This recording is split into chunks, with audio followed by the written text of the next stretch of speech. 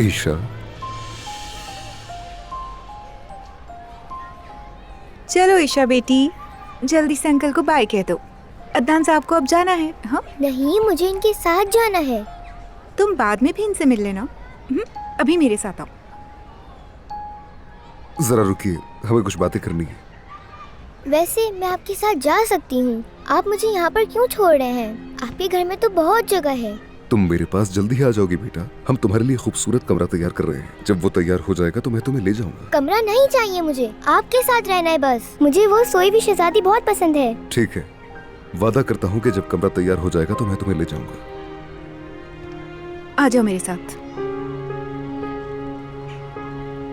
Uncle, ये मेरा lucky stone है। ये सोई हुई शहजादी को दीजिएगा, शायद वो इससे जल्दी उठ जाए।